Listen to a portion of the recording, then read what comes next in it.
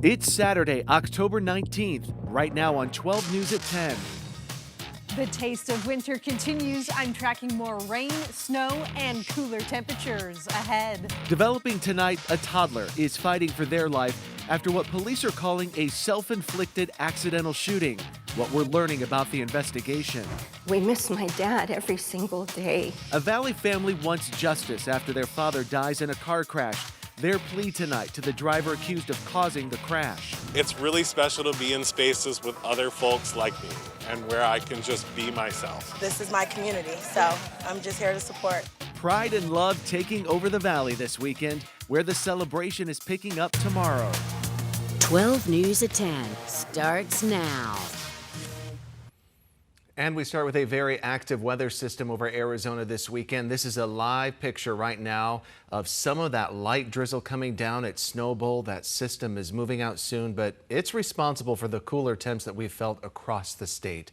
Meanwhile, here in the Valley, we might have seen the last of the rain for a while this morning. Our photojournalists getting some shots as it was pouring rain today in South Phoenix near Mojave and 7th Streets.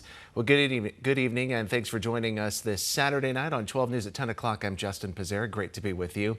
So the question tonight a lot of us are asking is how much rain did we get and how long will these cooler temps last? Meteorologist Lauren Rainson is here tonight with the answer. I know a lot of us are hoping that it's going to stick around. The rain, the cooler temperatures, not a whole lot longer. We're still under the grips of that early taste of winter, at least for another day. But the question, how much rain did we get over these last few days? The far East Valley, that's where it was at. We had some pretty good soakers. Apache Junction, just shy of a half of an inch over the past few days. East Mesa, a little bit more than 3/10 of an inch. And just over the last 24 hours alone.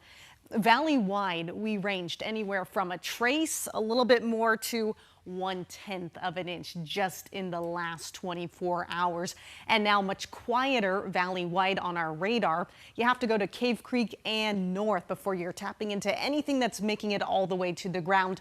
Flagstaff with that wintry mess ongoing, and we can clearly pick out that counterclockwise swirl. That's the area of low pressure, and we're driving around additional showers east of Kingman. Kingman, you're dry right now. We do have a nice band of rain sitting off to your east and heading southward.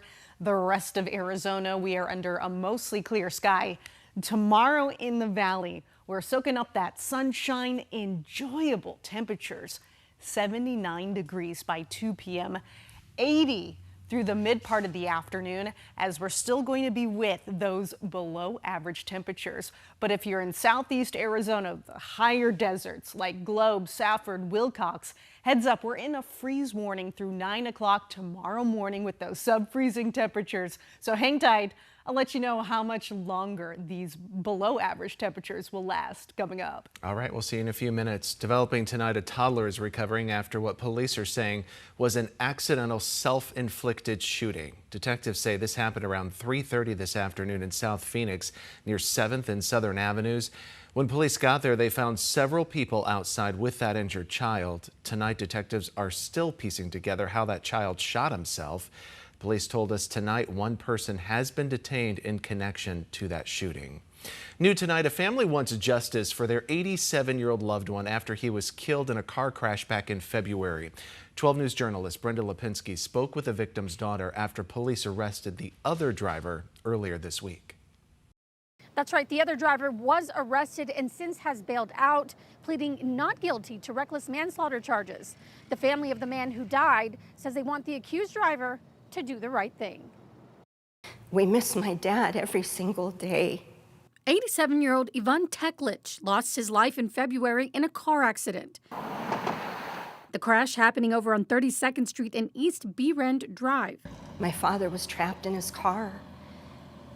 It was horrible. My father suffered horrific injuries. Court records showed 20-year-old Joshua Villalobos was driving at least 88 miles per hour in a 45 when he crashed into Teklich's Prius. We were told by the trauma doctor that his ribs were broken and the pericardium, or the sac that is around your heart, burst. Through her grief, Rosemary Kessler describes her father as being young at heart and full of life. He told us, I am going to live to be 100 years old. That's my goal.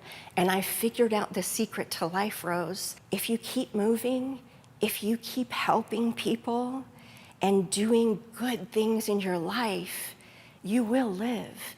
It's when you stop doing those things and just sit down, that's when you die. She says her father was a Croatian immigrant and a family man, admired by many. He loved his family dearly. He loved his Croatian American community. He just loved life. Kessler says the family wishes no ill will against Villalobos.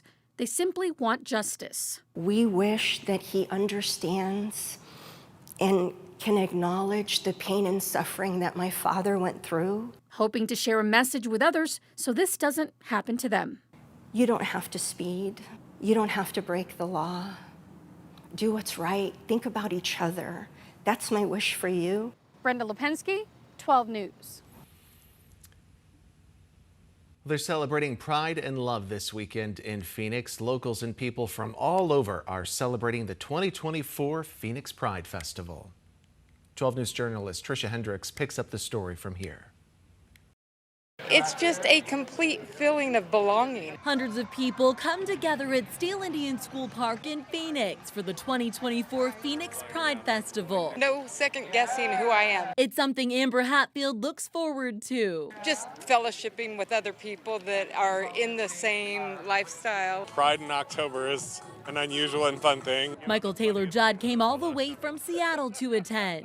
Now is when it's getting cold in other corners of the country, so it's fun to come down and get a last little bit of sun. The theme for this year's Phoenix Pride Festival and Parade is Born This Way. All of this year's headlining artists across the festival's stages are openly self-identified members of the LGBTQ+ community. Everyone is here together. The festival features more than 150 performances on 7 stages and includes local food vendors, community exhibitors, and a health and wellness pavilion. Happy Pride! Happy Pride! This, the beginning of a 2-day celebration designed to bring the diverse LGBTQ+ and allied communities together. This is my jam, you know, this is what I do, this is what I love, and this is my community. Bonicia Sullivan Hill and Robbie Grandin are volunteering from Blue Cross Blue Shield. We're actually the Blue Rainbow Affinity Group. That's part of the DEI initiative at Blue Cross Blue Shield. We are just very inclusive, we're very welcoming. Organizer Jeremy Helfgott says this event that's all about inclusion raises money for the Phoenix Pride Community Programs.